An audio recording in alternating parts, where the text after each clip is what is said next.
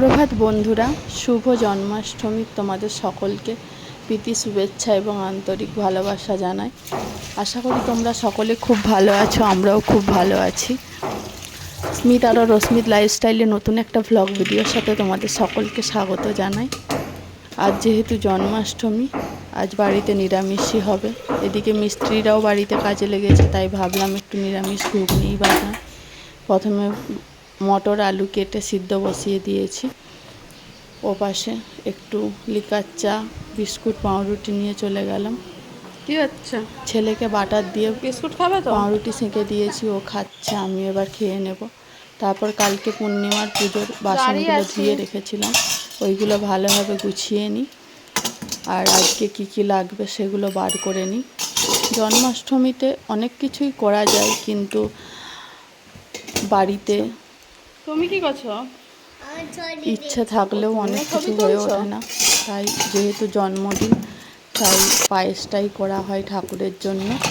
আর আমাদের মন্দিরে অক্ষয় তৃতীয়ায়, যেহেতু মন্দির প্রতিষ্ঠা হয়েছে, অক্ষয় তৃতীয়াতেই দিন ধরা হয় মন্দিরে।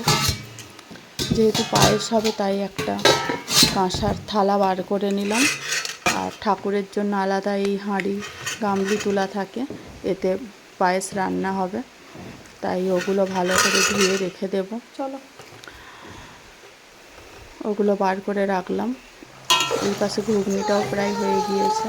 এবারে মিস্ত্রি কাকুদের জন্য আগে তুলে নিয়ে ওদেরকে দিয়ে দেব। বাড়িতে আজ 3 জন মিস্ত্রি লেগেছে। আমার ছেলে এইসব ঘুগনি খেতে পছন্দ করে না অতটা, চানাচুর খেতে নেই।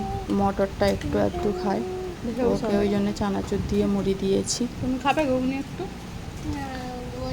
মটর খাবি তো?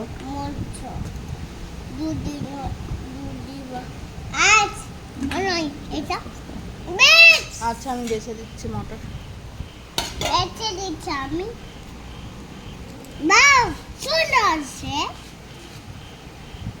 এপাশে খাওয়া দাওয়া সেরে নিলাম। এপাশে গ্যাস ট্যাসও মুছে পরিষ্কার করে রেখেছি গঙ্গা জল ছড়িয়ে। তারপরে মা এই যে পায়েসটা ঠাকুরের জন্য বানিয়ে নিল।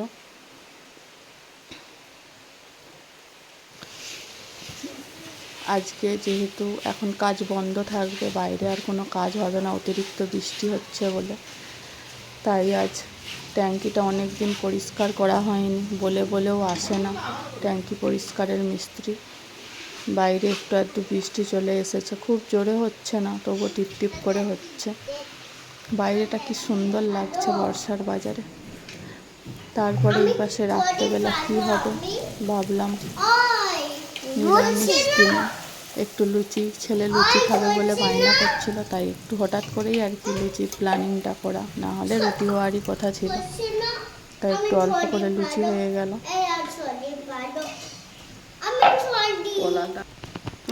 পোড়াটার জন্য কেউ বাজে কমেন্ট করবে না, আসলে কাঠের উনানেও রান্না হয় তো, তাই পোড়াটা একটু কালো কেমন হয়ে হয়েছে? সেঁতি গেছে? লুচি আবার সেঁতি যায়? তাহলে